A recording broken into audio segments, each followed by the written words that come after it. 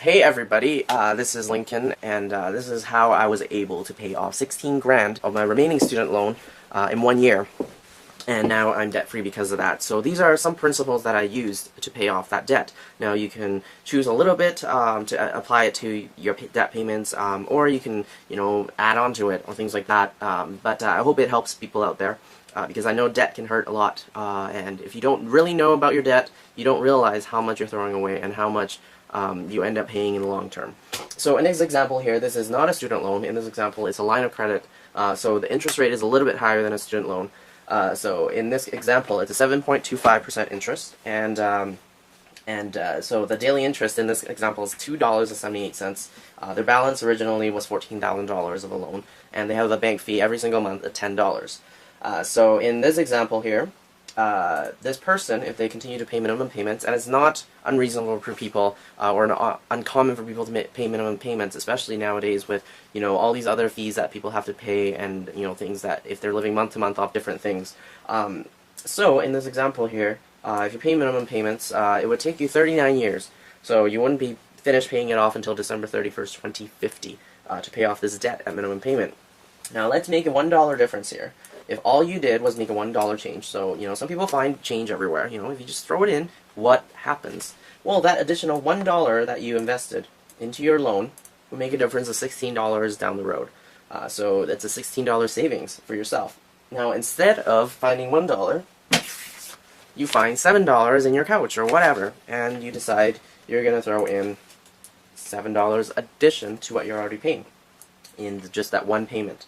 Well, that would mean that you save a total of $126 down the road, and you actually lose 1 month of payments just by adding $7 down the road, now instead of later. So, some of the principles that I use, of course, is a lot of people do it, sell stuff. Getting rid of things you don't need, garage sales, anything like that. If you win something, you end up getting rid of it. So, let's say in a real life example here, I win an iPad from work, or you can win other things from work, or whatever. You win things. People win things, and they could either keep it for themselves, or they could get rid of it. And I chose to get rid of my iPad too. So that's another $520 in my pocket. Now I could choose to, keep it and spend it for myself, or I could choose to throw it into debt. Now in this example, let's say I threw this amount of cash into debt. A one-time payment in February, in addition to the $100 that I would have put in with my minimum payments, would mean $620, of course. What does that mean? Well, it means that I cut 6 years off debt payments, so I saved myself $7,100 just by adding a one-time payment and making no other changes to my debt.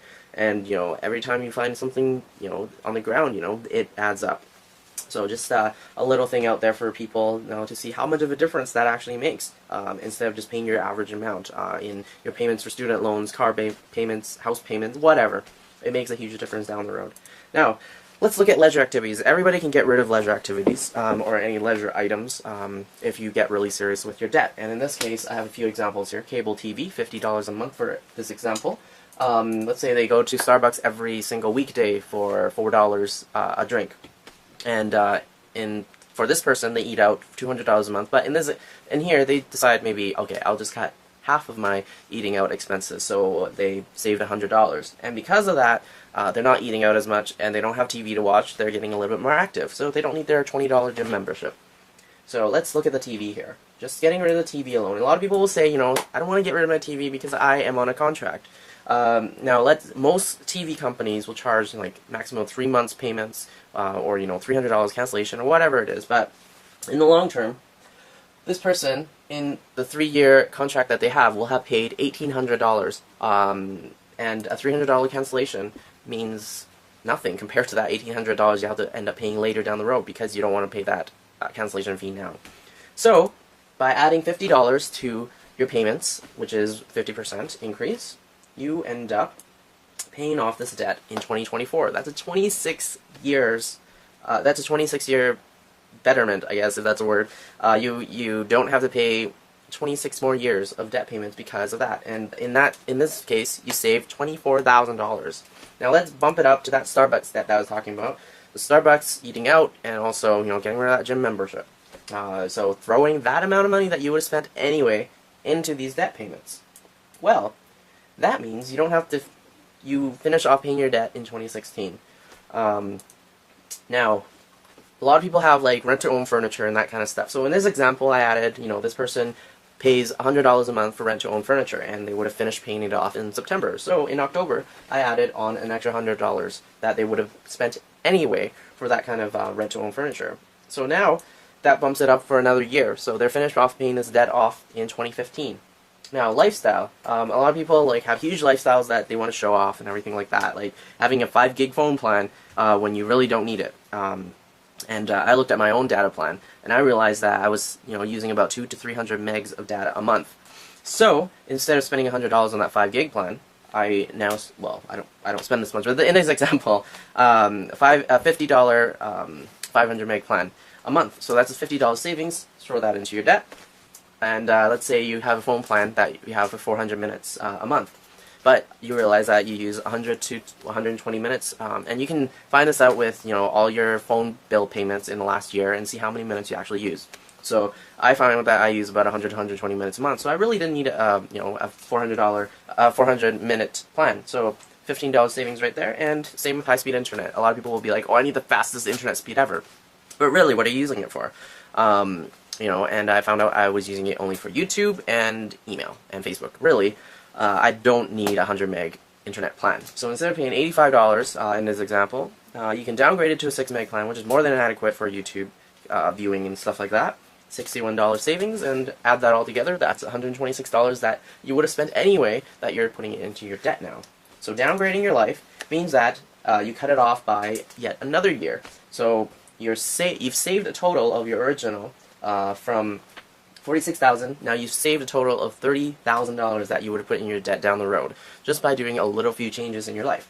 Now, another way, of course, is not just a downgrade, but to increase your income. I chose to have an additional side income, but some people don't choose to do that. So you could have a raise in your job, you could have an additional job, or you could, just get additional work bonuses or whatever. Things that just come up, GST checks, all of that kind of stuff. And you can throw it into your debt. So this person in this example here got a $1 raise, and they have a $300 Christmas bonus that they decided, I'm going to throw it into debt.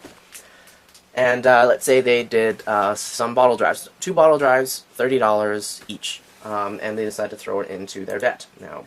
Now, this person now finishes off paying their debt on December 31st, 2013. So it would take them 2 years to pay off the debt, and it would have saved them a total of $31,000 in the long term. And that's, instead of paying it off in 2050, they now pay it off in 2013. So, I don't know, 37 years for, I don't know, a long time difference.